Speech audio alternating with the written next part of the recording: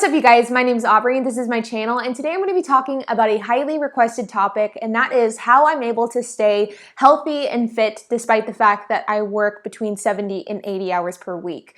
Now, this is a topic that has been requested a lot over the course of my YouTube channel. I would say I get it every couple of days, and it's something that I've been apprehensive to talk about because of the fact that health and fitness is super individualized, and what works for me probably won't work for you. And because of that, I've been really apprehensive to share kind of my training, eating, and health regime because I don't want to contribute to the toxicity that's in the health and fitness industry. But because of the fact that this is such a requested topic, I decided to finally make a video on it. And so with that, I will give you guys my top tips on how to stay healthy even with a crazy work and home life.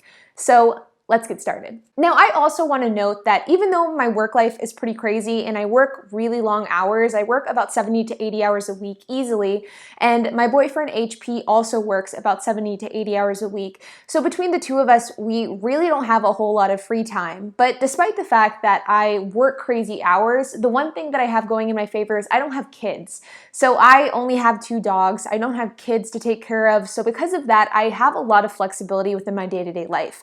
Also, I work from home and I'm my own boss, and so that also gives me the freedom to do what I want when I want, and that is a really big advantage. So I want to acknowledge that because I definitely understand that I'm fortunate with the fact that I don't have kids taking up my time and my money, and I also don't have to eat what kids like to eat. I can eat what I want to eat, and I also have the flexibility to make my own schedule, and this is really beneficial when it comes to making a health and fitness regime. So to give you guys some background context, I'm somebody that is super passionate about health and fitness. I spend a lot of time working out. I'm pretty conscious about what I eat. And overall, I would say that business is my #1 passion, but health and fitness is definitely my second passion.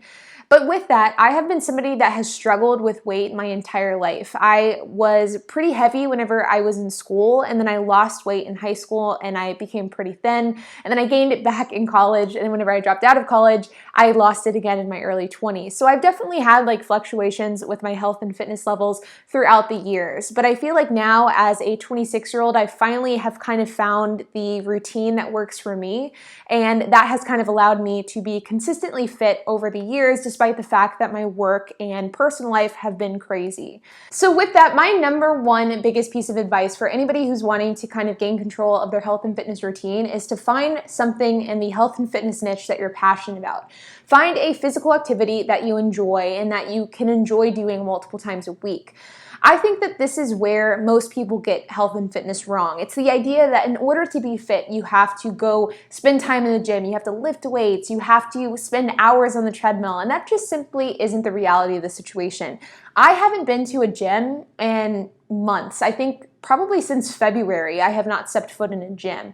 And that's because lifting weights and going to a gym and being in that confined space isn't what I enjoy. If I had to go to the gym 7 days a week in order to stay fit, I simply just wouldn't be fit because it's not an activity that I enjoy. So it's so important to find something that you like, something that you enjoy, and something that you can do multiple times a week in order to stay healthy.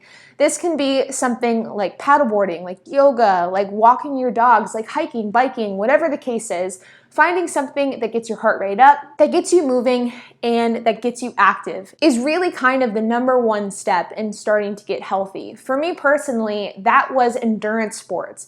I was somebody who was struggling with weight. I was at my absolute heaviest whenever I was 19 years old, and that's whenever I decided I was going to sign up for my first marathon. I did my first marathon, and after that, I decided I wanted to try triathlon. And then after that, I was really kind of addicted to the sport. And since then, I've done 2 full Ironmans. I've done 7 half Ironmans. I'm training for an ultra 50-mile marathon. And that's really what got the ball rolling for me to become consistently healthy because I found a physical activity that I loved and that allowed me to look forward to working out rather than dreading to go to the gym 5 to 7 days a week. So if you want to be healthy, going to the gym is not your only route in order to do that. It's important to find something that you like, find something that you can be passionate about, and then commit to doing that a few days a week. And that will really get you much further in your health and fitness goal than forcing yourself to go to the gym a few days a week. Next is accountability, and this is something that is so important. I think that it is probably the #1 most important thing when it comes to staying consistently healthy. The fact is that not everybody has the willpower and the self-discipline in order to convince themselves to work out 7 days a week or 5 days a week or whatever it is you've determined that you wanted to do. In fact, I myself often find myself really not wanting to work out. Some days I wake up, I don't want to go running, and I want to sleep instead. But the thing that gets me up in the morning is the accountability partners that I have for myself. For me personally, I have a running coach. I pay a running coach that creates programming for me. He checks in on my running stats. He makes sure that I am on track for my ultra marathon that I'm doing at the beginning of 2021. And knowing that my running coach is going to be looking at my training data, that is hugely motivating in making sure that I get up in the morning and run, because I don't want to have to explain to him why I slept in rather than going out for my morning run. In addition to my running coach, I also have a workout partner, and that is my dad. My dad does almost all of my runs with me unless he's traveling for work. He did my first Ironman with me. He's done a handful of half Ironmans with me, and he's doing the ultra marathon with me. So he's somebody that I run with probably 5 days a week. And as a result, it makes it so much easier to go out and work out, because I know that if I don't wake up in the morning to go work out, my dad's going to have to go run by himself, and I don't want to do that to him.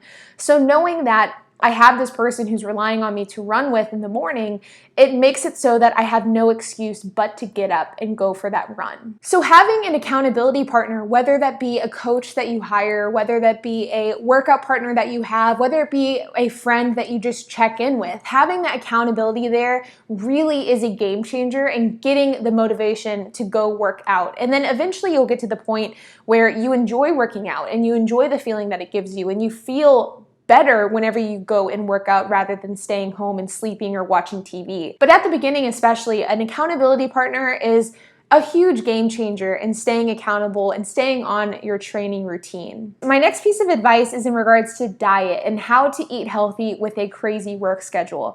And my biggest piece of advice for this would be to find something that works for you. And something that works for you would be something that can be sustained, something that you enjoy, and something that you can consistently do. This means that you need to find foods that you like, foods that you look forward to. If you stick to a diet that cuts out 85 to 90% of the foods that you enjoy eating, you'll never stick to that. You'll never be able to be consistent with that because it's just too strict. For me, I am a vegetarian. I have been a vegetarian for 15 years, and I know that for me, a diet that makes me feel good is a diet that consists of mostly plant-based foods. But you better believe that I eat cookies and I eat cakes and I eat muffins whenever I am craving them, because I know that if I cut those things out of my diet altogether, I will just end up binging and I won't be able to stick to a healthy diet the majority of the time. The fact that I allow myself the flexibility to eat those unhealthy foods is what allows for me to be consistent on my healthy foods the majority of the time. The other thing about diet is finding something that works with your time commitments. For me, I have a busy schedule. I work 70 to 80 hours a week, and my boyfriend HP also works 70 to 80 hours a week. So we simply do not have the time to sit there and cook dinner for an hour to 2 hours every night. So as a result, we like to keep our meals super simple, and we also tend to eat the same things over and over again. Our food is just kind of in a rotation, and I very rarely buy or make meals that take more than 30 minutes to prepare.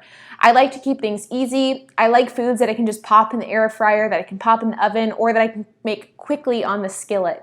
If a meal takes more than an hour to cook, I know that I'm probably not going to ever make that, and thus it's not going to work for my diet and for my lifestyle. The fact of the matter is, you see people online talking about diet programs like the Whole30 or keto or low carb, and these are all ways to stay healthy. But the fact is, none of these ways are sustainable, and you have to find a nice balance of the foods that are good for you mixed with the foods that you enjoy. And being able to find that balance can be tricky, but once you find that balance, it makes it so much easier to stick to a diet, and it gets to the point where you don't even feel like you're sticking to a diet, you just feel like you're living, and that is kind of the best place to be. Like many of you, I work a lot, and I have a hectic work life, and I have a hectic personal life sometimes.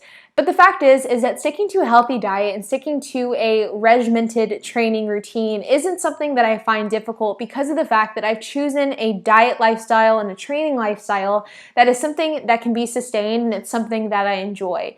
If I was running 10 to 15 miles per day, I would not enjoy that, and eventually I would end up quitting. And on the same side of things, if I only ate salads, I would never be able to stick to that because I don't like salads. It's so important for you to find things that work for you in your personal life and that can be sustained long term. And for you, that may be a different diet than it is for me. But to be able to recognize what works for you, to plan that out and to stick to that is really the key to staying healthy and staying fit despite the fact on how hectic your work schedule is.